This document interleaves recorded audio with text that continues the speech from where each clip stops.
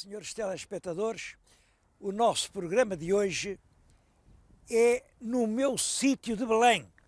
Digo o meu sítio de Belém porque há imensos anos que vivo aqui e podem crer que é um dos sítios mais agradáveis para se viver, que é em Lisboa. Mas não é para isso que vamos fazer o programa, é para lhes recordar algumas das páginas vividas aqui neste lugar, que é um lugar cheio de recordações históricas. Aqui os horizontes da memória estendem-se até quase se perder de vista. Começa logo no nome de Belém. Belém, como sabem, Belém é uma cidade nos lugares santos. Olhem, é a cidade onde nasceu o menino Jesus, há 2000 anos, a cidade do presépio. Como é que chega de lá até aqui? Bom, isto antigamente não era Belém, chamava-se Restelo. Era o Restelo Velho. O Restelo Velho era aqui. Foi no lugar do Restelo Velho que o rei Dom Manuel mandou construir uma torre, que era o baluarte do Restelo. É hoje a Torre de Belém. Mas o infante Dom Henrique resolveu fazer uma capela aqui, uma pequena capela, lá embaixo, mesmo ao resto da água, para acudir aos mareantes que vinham do mar, entravam aqui, vinham exaustos, cheios de sede e de fome. Às vezes muitos deles vinham já doentes, enterravam-nos como animais em covas, naquelas areias. Bom, e o infante mandou fazer uma capela da invocação de Santa Maria de Belém, quer dizer, da Senhora do Presépio. E foi assim que isto ficou Belém até hoje. Em Belém há imensas coisas para contar, desde os descobrimentos até a dias de agora. Vamos a começar por falar nos descobrimentos.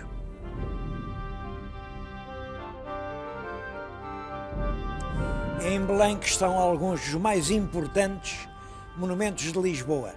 E todos eles são memórias de factos importantes da história portuguesa. Eu estou a falar junto do que devia ser a porta principal do Mosteiro dos Jerónimos.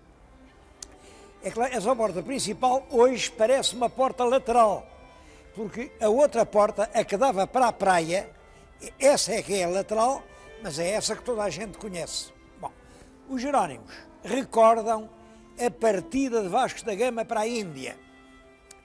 Eu estou convencido de que quando o rei Dom Manuel que está além representado, quando o rei Dom Manuel mandou fazer os Jerónimos, ele não pensava nisso, visto que o pedido ao Papa para fazer aqui um mosteiro é anterior à partida do Vasco da Gama para a Índia.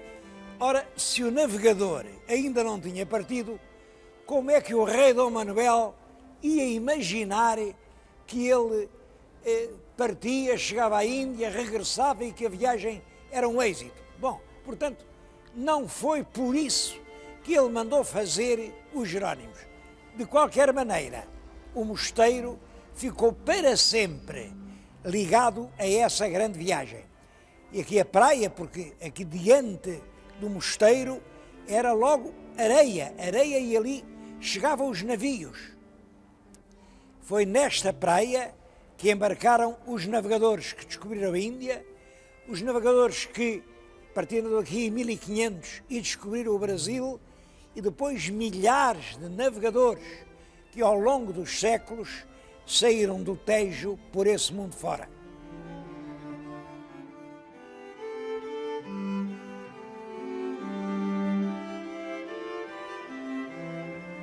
Já disse que não acredito que fosse por causa da viagem que o Dom Manuel tivesse mandado construir os Jerónimos. Do que não há dúvida é que é o esplendor resultante da descoberta da Índia que dá a Dom Manuel os meios para fazer aqui um dos mais belos monumentos portugueses. Estamos no claustro, o claustro foi recentemente restaurado e muito bem, agora vêem-se pormenores que de antes se não viam.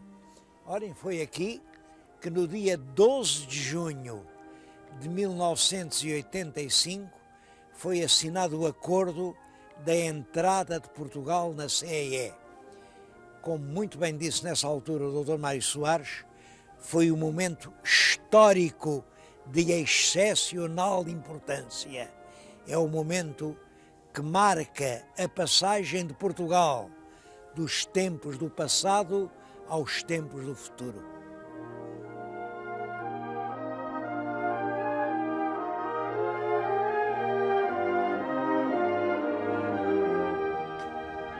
Belém foi também considerado, desde sempre, uma espécie de espaço sagrado e espaço simbólico. Simbólico tentando representar a unidade entre os portugueses. Unidade que ou existe ou não existe, mas que os reis tentaram significá-la aqui.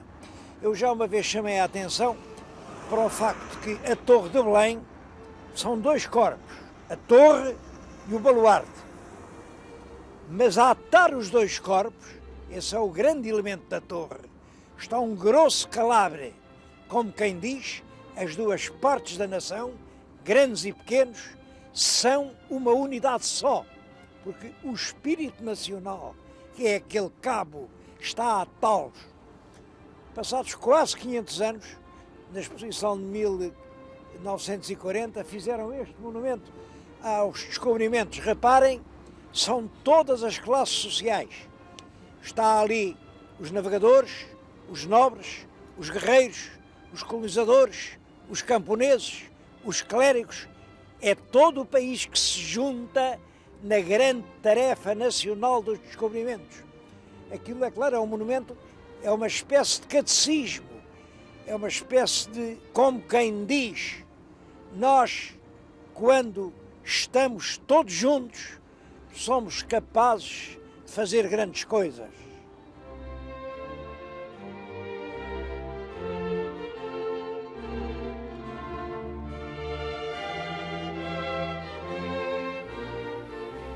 Mas a história não tem só horas gloriosas, tem luzes e tem sombras, tem momentos altos, instantes sombrios.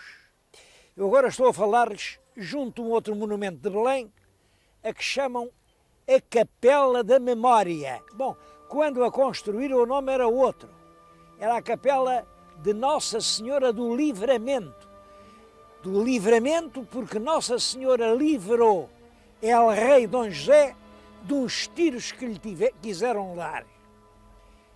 Quem fez o monumento foi a filha, que veio a ser a rainha Dona Maria I, e, portanto, ficou aqui a recordar esse atentado contra a vida do pai. É isto que recorda o atentado contra Dom José. Como recorda, é a memória, mas o nome foi dado pelo povo. A memória de um crime que emocionou imensamente os portugueses de 1758, 59. A igreja começou a ser feita em 1760, portanto, no ano seguinte à tragédia dos Távoras. Isto é dos mais belos templos em estilo neoclássico que há em Lisboa. Porque é que a pobre princesa tinha que fazer uma capela? Bom, eu acho que essa história também é engraçada.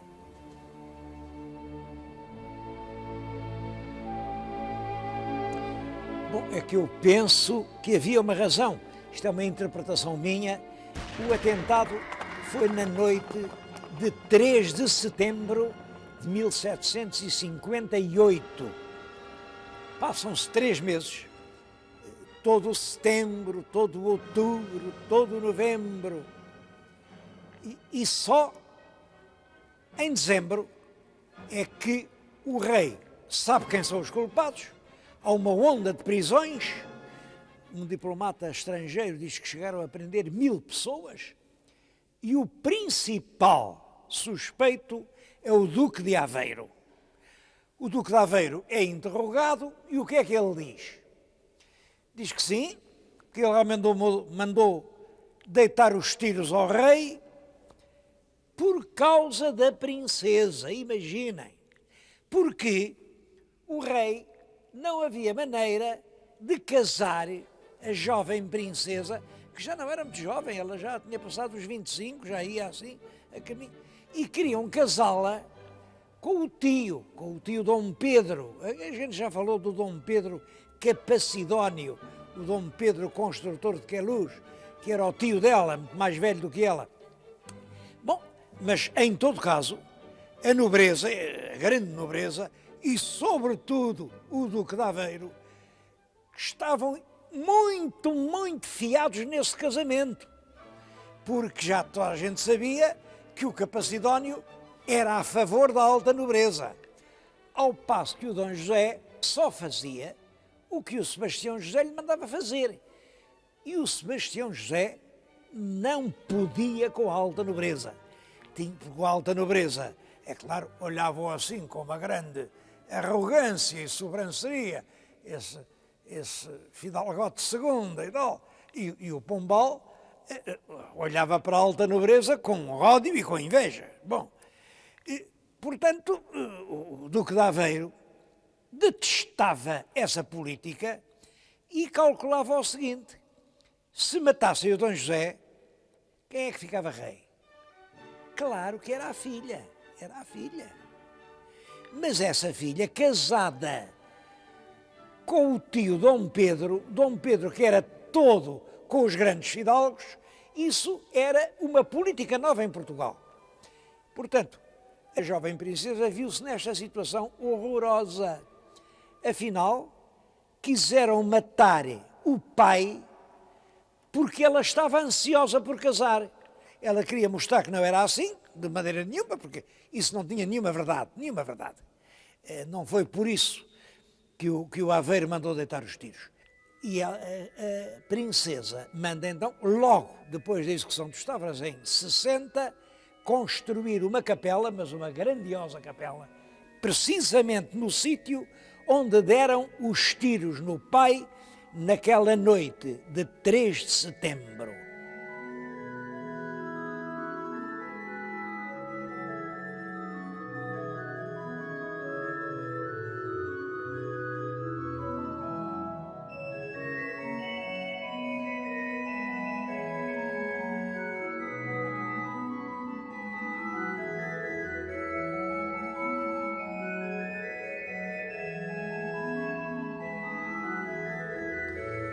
Não pode deixar de se considerar um pouco estranho que o crime tenha sido cometido em setembro, na primeira semana de setembro, e que só em 13 de dezembro, foi em 13 de dezembro, se tenham feito as primeiras prisões. Ao raiar o dia 13 de dezembro, foram afixados grandes editais a comunicar o crime, acontecido 3 meses antes, a dizer que 3 indivíduos embuçados tinham atirado sobre a carruagem onde ia El Rei, que El Rei tinha ficado ferido, e tropas por toda a cidade cercaram os palácios de alguns grandes fidalgos, cercaram todas as casas dos jesuítas, fizeram revistas, passaram tudo a pente fino, prenderam muita gente, e os fidalgos mais importantes, o Duque de Aveiro, o Marquês de Távora, os filhos, os genros, foram trazidos para aqui. Estou-lhes a falar no Pátio dos Bichos. Pátio dos Bichos é uma dependência do Palácio Presidencial de Belém e chamava-se Pátio dos Bichos por uma razão. Estão a ver ali aquelas grades? Já existiam nesta altura dos Távoras. E ali guardavam animais ferozes que vinham de várias partes do mundo. Penso que o próprio Marquês de Távora ofereceu bichos ao rei quando esteve na Índia. Tinham tigres, tinham leões, tinham panteras. Bom, deste lado havia cárceres, calabouços, cadeias, feitas há pouco tempo. Não estavam no palácio, estavam aqui deste lado, e foi nesses calabouços que no dia 13 de dezembro de 1758 meteram o Duque de Aveiro e quase todos os membros da família Távora. estiveram aqui e daqui só saíram depois da sentença para o patíbulo onde receberam a morte. Eu tenho aqui a sentença, como veem, é do dia 12 de janeiro de 1759 e depois eles morreram no dia 13 de janeiro. Portanto, entre 13 de dezembro e 13 de janeiro é aqui neste pátio que eles esperam a morte. Entretanto foram torturados, como aqui não havia instrumentos de tortura, foram à Inquisição, que era ali ao Rocio, e lá pediram emprestados os instrumentos da tortura que funcionaram aqui, onde realmente os puseram a tratos de polé, para que eles confessassem o que tinham a confessar ou não. Mas foi aqui, neste lugar, que se desenrolou o drama da família Távora. Os lúgubres pardieiros onde funcionaram as masmorras foram demolidos e transformados em anexos onde havia serviços, onde vivia pessoal ao serviço do palácio. Bom, e agora vai abrir aí, tudo isso foi remodelado, e vai abrir um museu da Presidência da República. Eu acho isso uma ideia excelente, porque até agora a presidência, é claro, está dentro do palácio, que não pode ser franqueado assim a todo o público, mas as pessoas mal conhecem os presidentes, os chefes do Estado. Vai haver o Museu da Presidência, os retratos vão ser expostos, as biografias de cada um dos presidentes vão ser contadas. Acho que é um excelente serviço que se presta ao público português.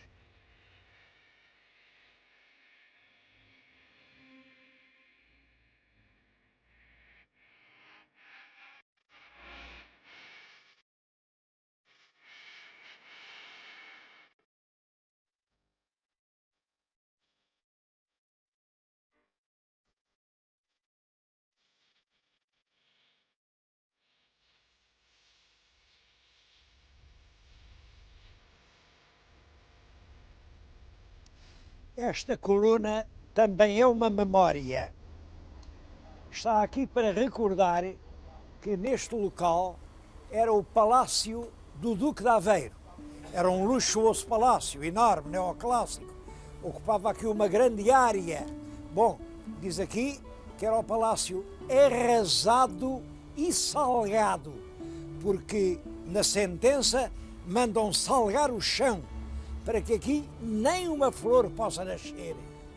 E o que diz aqui, está aqui escrito deste lado, é que neste terreno infame se não possa edificar em tempo algum. Isto é um aviso para os legisladores que pretendem legislar no tempo dos outros. A gente tem que se contentar com o nosso próprio tempo. O tempo que vem é com quem vier. Imaginem, neste terreno infame não se pode edificar em tempo algum. Claro, passaram uns anitos e como o terreno era infame, vieram uns mais pobrezinhos, fizeram assim umas casinhas e hoje é aqui um conjunto de edificações. É claro, o terreno infame é que ainda hoje se chama Travessa do Chão Salgado. Devo-lhes dizer que ainda hoje há muitas dúvidas, muitas interrogações sobre a verdade do processo dos Távoras. Como lhes disse, depois do atentado há 3 meses em que ninguém é preso, ninguém é incomodado.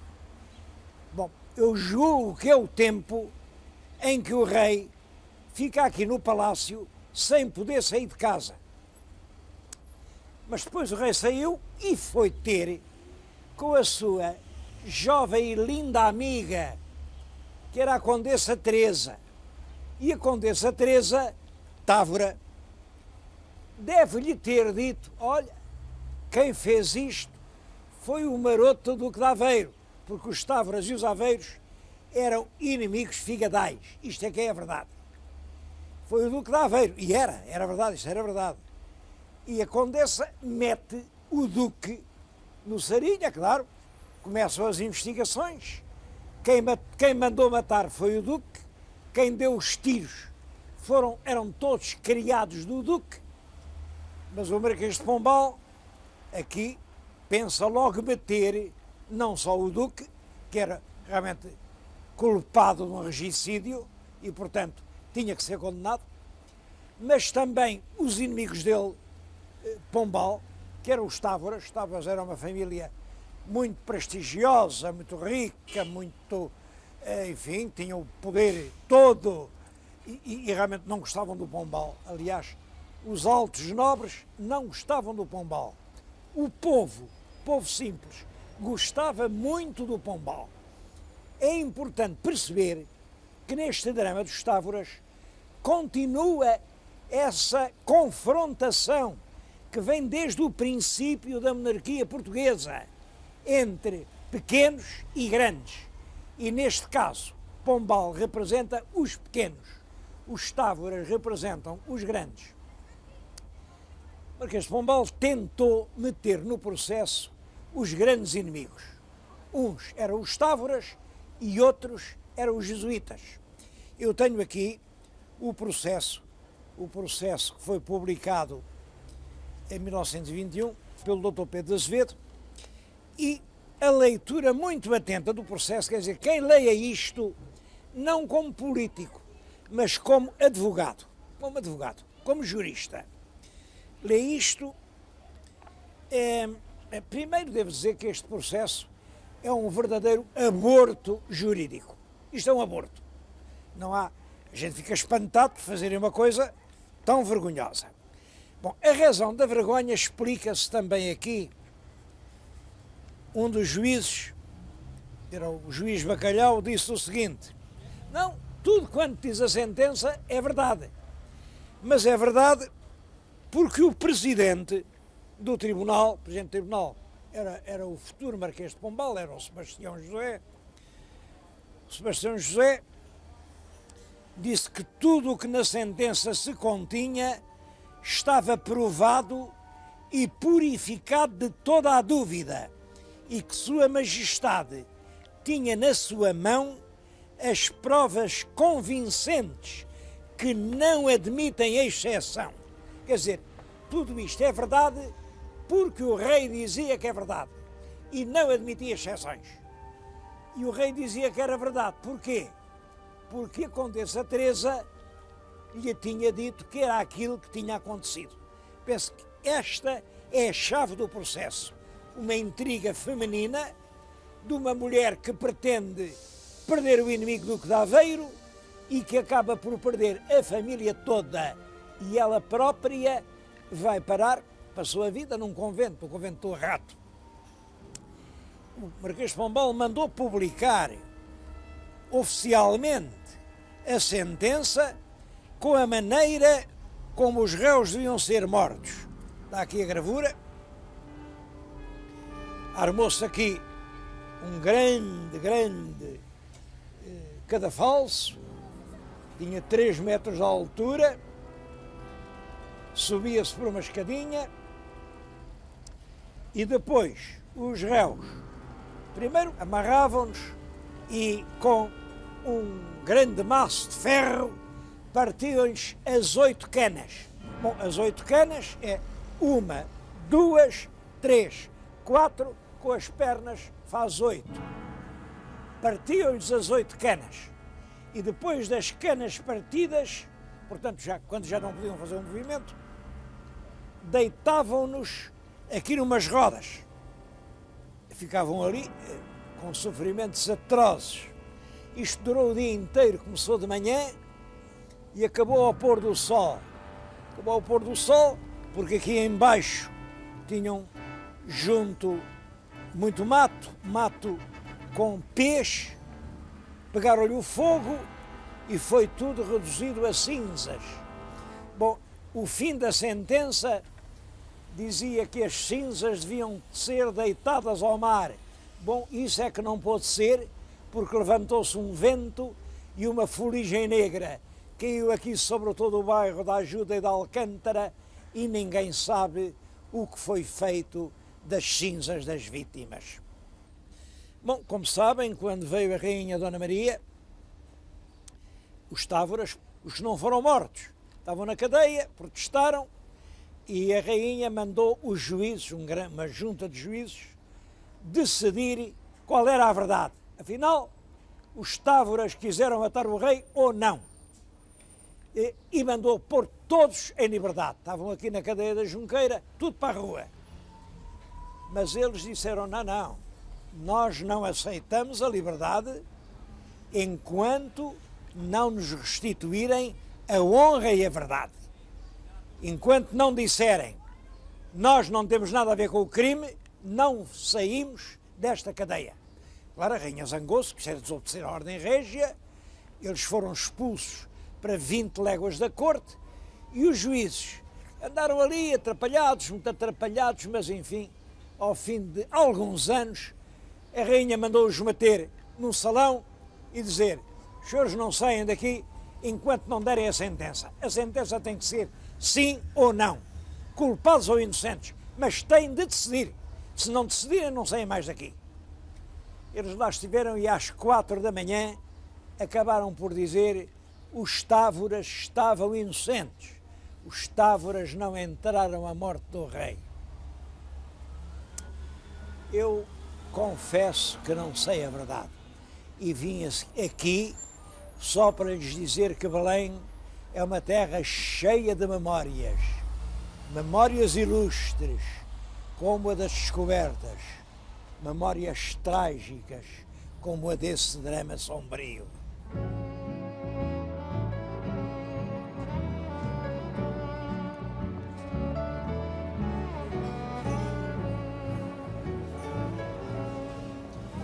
Chão salgado, terra maldita para sempre. Bom, a verdade, as ervas quiseram lá saber, voltaram a nascer ervas e flores, e os lisboetas voltaram ali a fazer casinhas à volta. Daqui a pouco, aquilo era outra vez um bairro povoado e um bairro que atraía os lisboetas. Isto ficava a 2 horas, vindo de Tipóia, vinha-se até aqui. Havia muitas tabernas, havia muitas casas de pasto, de bons petiscos. Bom, de todas elas, ainda sobrevive uma. Estou-lhes a falar, acho que já perceberam, nos pastéis de Belém. São os famosos pastéis de Belém. Isto começou a ser feito em 1837. É, portanto, do tempo dos nossos trisavós. E ainda hoje se vendem por ano milhões de pastéis de Belém. Eu acho que esta sobrevivência de uma culinária e de uma confeitaria de há perto de 2 séculos é uma das coisas mais curiosas de Belém. Belém liga isso, passado, a tradição e a atualidade.